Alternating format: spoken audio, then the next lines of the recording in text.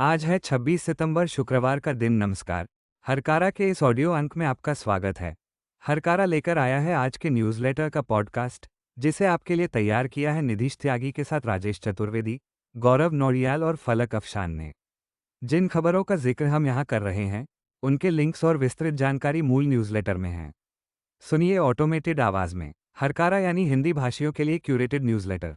जरूरी खबरें और विश्लेषण, शोर कम, रोशनी ज्यादा। आज हम बात करेंगे सुलगते लद्दाख की, जहां सरकार पर नाकामी के आरोप लग रहे हैं और पूरा ठीकरा आंदोलनकारी सोनम वांगचुक पर फोड़ा जा रहा है। साथ ही नजर डालेंगे उत्तराखंड के काशीपुर में हुए बवाल पर, जहां आई लव मोहम्मद जुलूस के बाद हुई झड़प में पुलिस की भूमिका पर गंभीर सवाल उठ रहे हैं। बिहार में बीजेपी की अंदरूनी कलह भी खुलकर सामने आ गई है, जिससे पार्टी के नेतृत्व में गहरी दरारें दिख रही हैं। इसके अलावा हम फ्रांस के पूर्व राष्ट्रपति सरकोजी को मिली जेल की सजा और 30 साल बाद अमेरिका से निकाली गई एक पंजाबी दादी की कहानी भी जानेंगे।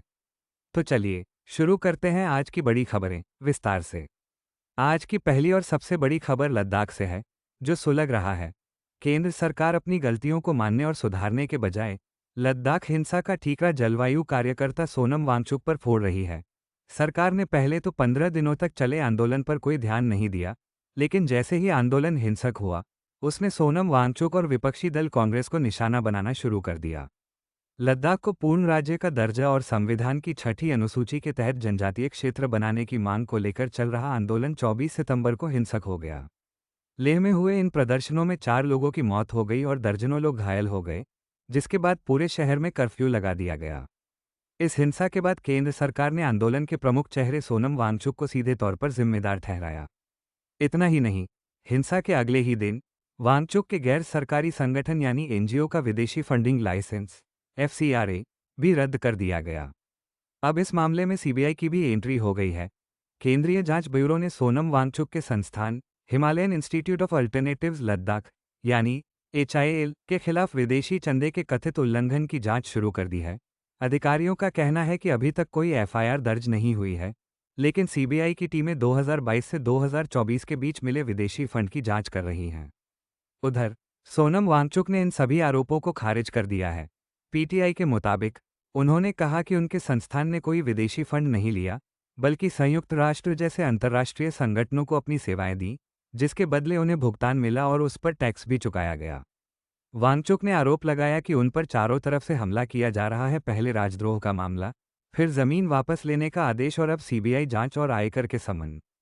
द हिंदू की एक रिपोर्ट के मुताबिक लद्दाख बुद्धिस्ट एसोसिएशन के अध्यक्ष चेरिंग दोरजे लेखरुक ने दावा किया है कि प्रदर्शन में मारे गए चारों लोगों की मौत गोली लगने से हुई है। उन्होंने इसे पुलिस की अंधाधुंध गोलीबारी बताया। मृतकों की पहचान असवांग थारचिन, जिगमेत दोरजे, स्टेंजिन नामग्याल और रिंचैन दादुल के रूप में हुई है। इनमें से एक, थारचिन, लद्दाख स्काउट्स के रिटायर्ड सैनिक थे। लद्दाख के डीजीपी एसडी सिंह जमवाल ने मौतों की पुष्टि करते हुए बताया कि हिंसा में 15 लोग गंभीर रूप से घायल हुए हैं और करीब 30 सुरक्षाकर्मी भी जख्मी हुए हैं। पुलिस ने दंगा भड़काने के आरोप में एफआईआर दर्ज कर 42 लोगों को गिरफ्तार किया है। डीजीपी ने यह भी बताया कि पुलिस सोनम वांगचुक की तलाश कर रही है। हिंसा के 24 घंटे के अंदर ही केंद्रीय गृह मंत्रालय ने वांगचुक के एक और संगठन सेकमॉल का एफसीआरए लाइसेंस रद्द कर दिया। मंत्रालय का आरोप है कि संगठन ने नियमों का उल्लंघन कर विदेशी चंदा लिया और एक स्वीडिश संस्था से राष्ट्रीय संप्रभुता जैसे संवेदनशील विषय पर अध्ययन के लिए फंड हासिल किया। गृह मंत्रालय ने अपने बयान में हिंसा के लिए सीधे तौर पर वांगचुक के भड़काऊ बयानों को जिम्मेदार ठहराया है। इन आरोपों पर वांगचुक ने तीखी प्रतिक्रिया दी है। उन्होंने सरकार के रवैये को बचकाना बताते हुए कहा कि उन्हें बलि का बकरा बनाया जा रहा है। उन्होंने कहा कि 6 साल की बेरोजगारी और अधूरे वादों के बाद अब सरकार हर चीज के लिए उन्हें दोष दे रही है। वांगचुक ने चेतावनी दी कि उनकी गिरफ्तारी से समस्याएं और बढ़ सकती हैं। इस पूरे घटनाक्रम की जड़ में 2019 के बाद से लद्दाख के लोगों की चिंताएं हैं। स्थानीय लोग अपनी संस्कृति, जमीन, पर्यावरण और नौकरियों की सुरक्षा के लिए संवैधानिक गारंटी की मांग कर रहे हैं। अब सबकी नजरें गृह मंत्रालय के साथ होने वाली अगली बैठक पर टिकी हैं। अब रुख करते हैं उत्तराखंड का, जहां ऊधम सिंह नगर जिले के काशीपुर में 21 सितंबर को आई लव मोहम्मद जुलूस के दौरान पुलिस और भीड़ के बीच हिंसक झड़प हो गई। इस घटना पर पुलिस और स्थानीय समुदाय के बयान एक दूसरे से बिल्कुल अलग हैं। पुलिस का कहना है कि यह जुलूस बिना इजाजत के निकाला गया था, जिसमें 400-500 लोगों ने पुलिस पर हमला किया और सरकारी गाड़ियों को नुकसान पहुंचाया। वहीं स्थानीय लोगों का कहना है कि यह एक शांतिपूर्ण धार्मिक जुलूस था, जो पुलिस की वजह से हिंसक हुआ। उनके मुताबिक जुलूस खत्म होने के बाद कुछ नाबालिग लड़के मौके पर रोके थे, तभी पुलिस की गाड़ी आई और उन पर लाठीचार्ज किया गया और गालियां दी गई, जिसके बाद झड़प बढ़ गई। इस मामले पर नागरिक अधिकारों के लिए काम करने वाले संगठन association for protection of civil rights यानी एपीसीआर ने गंभीर चिंता जताई है। एपीसीआर के मुताबिक देश भर में आई लव मोहम्मद बैनर को लेकर 21 एफआईआर दर्ज की गई हैं, जिनमें 1300 से ज्यादा मुसलमानों को आरोपी बनाया गया है। संगठन ने इसे धार्मिक अभिव्यक्ति को अपराध बनाने की कोशिश बताया है और निष्पक्ष जांच की मांग की है। पुलिस ने इस मामले में नदीम अख्तर समेत 7 लोगों को गिरफ्तार किया है और करीब 500 अज्ञात लोगों के खिलाफ एफआईआर दर्ज की है। घटना के बाद प्रशासन ने मुस्लिम बहुल इलाके में बुलडोजर कार्रवाई की, दुकानों को तोड़ा गया, बिजली के मीटर जबरन लगाए गए और राशन कार्ड की जांच शुरू कर दी गई। स्थानीय लोग इसे हल्द्वानी मॉडल की तरह सामूहिक सजा बता रहे हैं। परिवारों का आरोप है कि हिरासत में लिए गए बच्चों को पीटा गया है। फिलहाल इलाके में तनाव का माहौल है और लोग डर की वजह से मीडिया से बात करने से भी कतरा रहे हैं। मध्य प्रदेश में नवरात्रि के दौरान गरबा आयोजनों को लेकर विवाद गहराता जा रहा है। हिंदू संगठनों और कई बीजेपी नेताओं की तरफ से गरबा स्थलों पर मुसलमानों के प्रवेश पर रोक लगाने की मांग तेज हो गई है। इस बीच दो बड़े मुस्लिम धर्मगुरुओं ने अपने समुदाय के युवाओं से गरबा कार्यक्रमों से दूर रहने की अपील की है।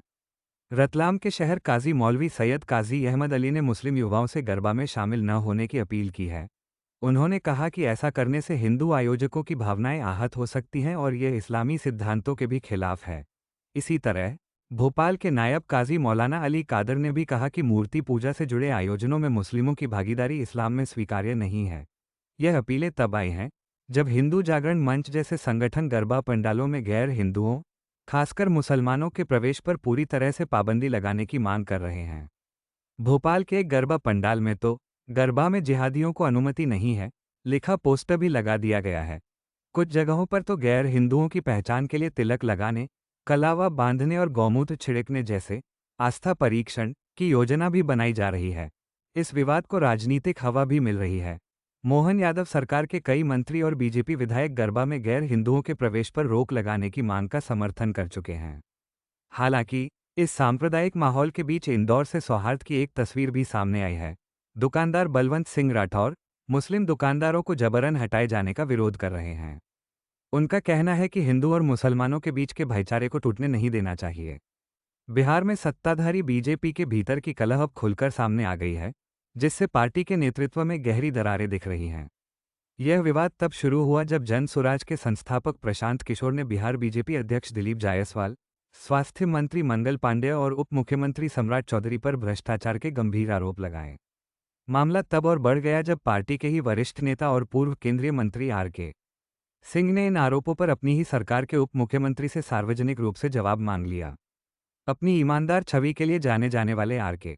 सिंह ने सम्राट चौधरी से पूछा कि क्या ये सच है कि वे सिर्फ 7वीं कक्षा पास हैं, जैसा कि प्रशांत किशोर ने दावा किया है। एक पूर्व केंद्रीय गृह सचिव का अपनी ही पार्टी के बड़े नेताओं के खिलाफ इस तरह सवाल उठाना बताता है कि पार्टी के अंदर सब कुछ ठीक नहीं है। इन आरोपों का अगर सही जवाब नहीं दिया गया तो आगामी विधानसभा चुनावों में पार्टी को बड़ा नुकसान हो सकता है। ऐसा लगता है कि इतिहास खुद को दोहरा रहा है। 1971 में जब पूर्वी पाकिस्तान में युद्ध चल रहा था, तब अवामी लीग ने कोलकाता में अपनी एक अंतरिम सरकार बनाई थी। अब 50 साल बाद बांग्लादेश में अपनी सरकार गिरने के बाद अवामी लीग के नेता एक बार फिर कोलकाता में शरण लिए हुए हैं। स्क्रॉल की एक रिपोर्ट के मुताबिक अवामी लीग के पूर्व मंत्री और सांसद कोलकाता के कैफे और फ्लैट्स में बैठकें कर अपनी वापसी की रणनीति बना रहे हैं। पिछले महीने जब बीबीसी की एक रिपोर्ट में कोलकाता में पार्टी का दफ्तर फिर से खुलने का संकेत दिया गया, तो ढाका में हड़कंप मच गया था। हालांकि अवामी लीग के नेता इससे इनकार कर रहे हैं, लेकिन कोलकाता में उनकी मौजूदगी और योजनाएं किसी से छिपी नहीं हैं। केरल सरकार ने 10वीं कक्षा की सामाजिक विज्ञान की किताब में राज्यपाल की शक्तियों और कर्तव्यों पर एक नया अध्याय जोड़ा है। ये कदम ऐसे समय में उठाया गया है जब केरल में राज्य सरकार और राज्यपाल के बीच लगातार टकराव देखने को मिल रहा है। इस नए पाठ में बताया गया है कि राज्यपाल एक चुना हुआ अधिकारी नहीं, बल्कि सिर्फ नाम का मुखिया होता है, जबकि असली शक्ति चुनी हुई सरकार यानी मंत्रिपरिषद के पास होती है। शिक्षा मंत्रालय एक अजीबोगरीब योजना लेकर आया है। मंत्रालय अपने भारतीय ज्ञान प्रणाली कार्यक्रम के तहत 100 इंटर्न को सुदर्शन न्यूज़ में इंटर्नशिप के लिए फंड देगा। यह वही न्यूज़ चैनल है जो यूपीएससी जिहाद और भुजिया जिहाद जैसी विवादित और नफरत भरी खबरें फैलाने के लिए जाना जाता है। इस योजना के तहत हर इंटर्न को 1000 रुपये मिलेंगे और चैनल को हर इंटर्न पर 5000 रुपये की ऑपरेशनल कॉस्ट दी जाएगी। इस योजना का कुल खर्च 15 लाख रुपये है। हैरानी की बात यह है कि सुदर्शन न्यूज़ इस सरकारी इंटर्नशिप योजना का हिस्सा बनने वाला इकलौता न्यूज़ चैनल है। भारत की तरक्की के लिए एक चिंताजनक खबर है। द टेलीग्राफ में छपे एक लेख के मुताबिक देश में कामकाजी महिलाओं की संख्या लगातार घट रही है और इसकी एक बड़ी वजह महिलाओं के खिलाफ बढ़ते अपराध हैं। एक अध्ययन से पता चला है कि जिन इलाकों में बलात्कार और अपहरण जैसे अपराध ज्यादा होते हैं, वहां महिलाएं काम करने से डरती हैं। 2005 से 2010 के बीच ग्रामीण भारत में कामकाजी महिलाओं की भागीदारी 33.3% से घटकर 26.5% रह गई। ये गिरावट 2020 के दशक में भी जारी है। संयुक्त राष्ट्र का कहना है कि अगर महिलाएं पुरुषों के बराबर काम करें तो भारत की जीडीपी 60% तक बढ़ सकती है। ये दिखाता है कि सुरक्षा का अभाव देश के लिए एक राष्ट्रीय क्षति है। वरिष्ठ पत्रकार श्रवण गर्ग ने दावा किया है कि नरेंद्र मोदी सरकार में सत्ता का असली केंद्र प्रधानमंत्री मोदी नहीं बल्कि गृह मंत्री अमित शाह हैं। हरकारा डीप डाइव पर हुई एक बातचीत में उन्होंने कहा कि मोदी की ताकत पूरी तरह से शाह पर निर्भर है। गर्ग ने अमित शाह को सरकार और बीजेपी का चीफ ऑपरेटिव ऑफिसर बताया, जो पर्दे के पीछे से सारे काम संभालते हैं। श्रवण गर्ग के मुताबिक मोदी और शाह के बीच कामों का एक अघोषित बंटवारा है। मोदी अंतर्राष्ट्रीय मंचों पर भारत की छवि बनाने पर ध्यान देते हैं, जबकि देश के अंदर सरकार, पार्टी और चुनावी रणनीति से जुड़े सभी बड़े फैसले अमित शाह लेते हैं। गर्ग ने यह भी कहा कि विपक्ष और मीडिया भी अमित शाह पर सीधा हमला करने से डरते हैं। उनके अनुसार जो लोग मोदी को सत्ता से हटाना चाहते हैं, उन्हें पहले अमित शाह की भूमिका को समझना होगा, क्योंकि मोदी की असली ताकत शाह ही है। आप हमारे YouTube चैनल पर यह जरूरी बातचीत सुन सकते हैं। दिल्ली की एक अदालत ने पत्रकार पारंजॉय गुहा ठाकुरता पर लगे गैग ऑर्डर को हटा दिया है। ये रोक अदानी समूह पर रिपोर्टिंग करने को लेकर लगाई गई थी। अदालत के इस फैसले के बाद ठाकुरता अब फिर से इस विषय पर रिपोर्टिंग करने के लिए स्वतंत्र हैं। अमेरिका से एक दुखद खबर है। 30 साल से ज्यादा समय से अमेरिका में रह रही 73 साल की पंजाबी महिला हरजीत कौर को भारत निर्वासित कर दिया गया है। आप्रवासी अधिकार समूहों ने इस कार्रवाई को क्रूर और अमानवीय बताया है।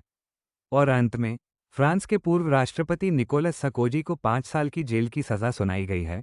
उन पर 2007 के अपने चुनाव अभियान के लिए लीबिया के पूर्व तानाशाह मुअम्मर गद्दाफी से अवैध रूप से पैसे लेने का आरोप था। आज के लिए बस इतना ही। हमें अपनी प्रतिक्रिया और सुझाव जरूर भेजें। मिलेंगे हरकारा के अगले अंक के साथ। आप हरकारा को सबस्टैक के अलावा WhatsApp, LinkedIn, Instagram, Facebook, YouTube, Spotify, Twitter यानी एक्स और ब्लू स्काई पर भी पा सकते हैं। सुनते रहिए हरकारा, शोर कम, रोशनी ज्यादा। जीते हैं यहाँ दुनिया को धोखा देकर।